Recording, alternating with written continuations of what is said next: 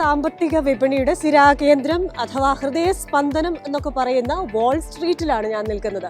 ഒരു സാമ്പത്തിക ശാസ്ത്ര വിദ്യാർത്ഥിയായിരിക്കുമ്പോഴും പിന്നീട് ഒരു സാമ്പത്തിക ശാസ്ത്ര അധ്യാപിക ആയിരിക്കുമ്പോഴും വെൽത്ത് ഓഫ് നേഷൻസ് ആഡം സ്മിത്തിൻ്റെത് വായിക്കുമ്പോഴും ഒക്കെ എപ്പോഴും മനസ്സിൽ കൂടെ തോന്നിയിരുന്ന ഒരു കാര്യമാണ് എപ്പോഴെങ്കിലും ഈ വാൾ സ്ട്രീറ്റ് വരണം, അതേപോലെ തന്നെ ന്യൂയോർക്ക് സ്റ്റോക്ക് എക്സ്ചേഞ്ച് സന്ദർശിക്കണമെന്നൊക്കെ. അപ്പോൾ ആ ഡ്രീം കം ട്രൂ മൊമെൻ്റ് ആണ് എനിക്കിപ്പോൾ. ഞാനിപ്പോൾ നിൽക്കുന്നത് വാൾ സ്ട്രീറ്റിലാണ്. ന്യൂയോർക്ക് സ്റ്റോക്ക് എക്സ്ചേഞ്ചും നിങ്ങൾക്ക് എൻ്റെ തൊട്ടു പിന്നിൽ കാണാം.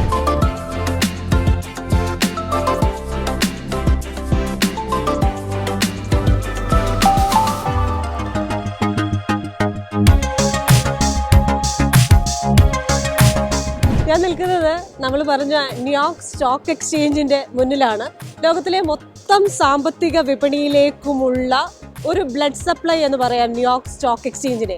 അപ്പോൾ ഈ വാൾ സ്ട്രീറ്റിലും ന്യൂയോർക്ക് സ്റ്റോക്ക് എക്സ്ചേഞ്ചിലും ഒക്കെ നിൽക്കുമ്പോൾ നമുക്കൊരു ദുരന്തത്തിന്റെ കഥ കൂടെ പറയാതെ പോകാനാകില്ല. അതാണ് 1929 മുതൽ 1933 വരെ ഉണ്ടായിരുന്ന ഗ്രേറ്റ് ഡിപ്രഷൻ.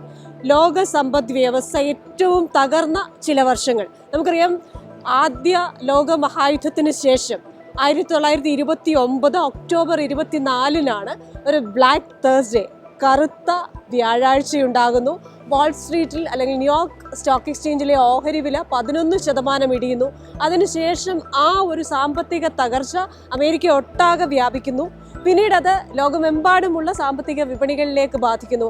അങ്ങനെ ഗ്രേറ്റ് ഇക്കണോമിക് ഡിപ്രഷൻ എന്ന് പറയുന്ന ആ സാമ്പത്തിക തകർച്ച അതിജീവിച്ചാണ് ഇപ്പോൾ ഈ ന്യൂയോർക്ക് സ്റ്റോക്ക് എക്സ്ചേഞ്ച് തല ഉയർത്തി വർഷങ്ങളുടെ പ്രതാപത്തോടുകൂടെ നിൽക്കുന്നത്.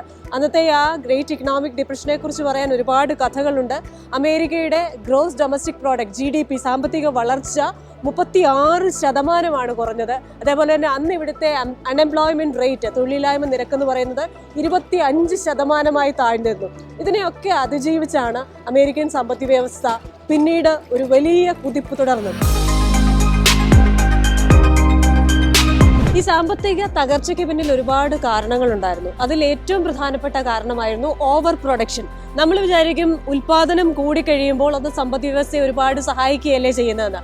പക്ഷെ ഇവിടെ സംഭവിച്ചത് പലപ്പോഴും കാർഷികോൽപാദനം അമിതമായിട്ട് അതിൻ്റെയൊക്കെ വില വലിയ തോതിൽ കുറയാൻ തുടങ്ങി.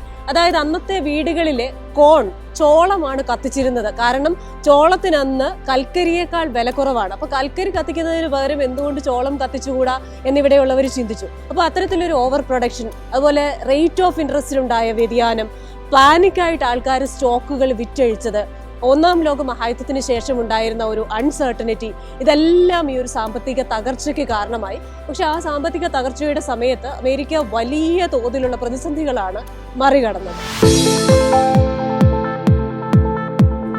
ലോകത്തിലെ വിവിധ സാമ്പത്തിക വിപണികളെ ചലിപ്പിക്കുന്നവരാണ് ബേഴ്സ് ആൻഡ് ബുൾസ്, കാളകളും കരടികളും. അതായത് സ്റ്റോക്കുകൾ വാങ്ങിക്കൂട്ടുന്നവരും വിറ്റഴിക്കുന്നവരും. ഇവരുടെ പ്രവർത്തനങ്ങളിലൂടെയാണ് ലോകമെമ്പാടുമുള്ള കോർപ്പറേറ്റ് കമ്പനികളുടെ ജീവൻ നിലനിൽക്കുന്നത്, അവർ വളരുന്നത്, അതോടുകൂടെ സാമ്പത്തിക വികസനം സാധ്യമാകുന്നത്. അപ്പോൾ ഞാൻ നിൽക്കുന്നത് നമ്മുടെ ന്യൂയോർക്ക് സ്റ്റോക്ക് എക്സ്ചേഞ്ചിലെ കാളയുടെ മുന്നിലാണ്. ന്യൂയോർക്ക് സ്റ്റോക്ക് എക്സ്ചേഞ്ചിന് മുന്നിൽ തല ഉയർത്തിപ്പിടിച്ച് ലോകത്തെ ഗാംഭീര്യത്തോടുകൂടെ നോക്കി നിൽക്കുന്ന ഒരു പെൺകുട്ടിയുടെ മുന്നിലാണ് ഞാൻ നിൽക്കുന്നത്. ഈ പ്രതിമ ഒരു പ്രതീകമാണ്. കാരണം വാൾ സ്ട്രീറ്റിലെ ഈ വിൻഡോസിന് പുറകിൽ വർക്ക് ചെയ്യുന്ന ഒരുപാട് വനിതാ ജീവനക്കാരുണ്ട്. ആ വനിതാ ജീവനക്കാർ തങ്ങൾക്കും തുല്യ വേതനം ഉറപ്പാക്കണം എന്നൊരാവശ്യം ഉന്നയിക്കുകയുണ്ടായി. ആ ആവശ്യത്തിന്റെ ഭാഗമായി തുല്യവേതനം, ലിംഗഭേദമില്ലാതെ തുല്യവേതനം എന്ന പ്രതീകമാണ് ഇവൾ ഇവിടെ പേറുന്നത്. പക്ഷെ ഈ പ്രതിമയുടെ സ്ഥാപനം ഒരുപാട് വിവാദമായി. ഇപ്പോൾ ഒരു താൽക്കാലിക പെർമിറ്റിലാണ് ഇവൾ ഇവിടെ നിൽക്കുന്നത്.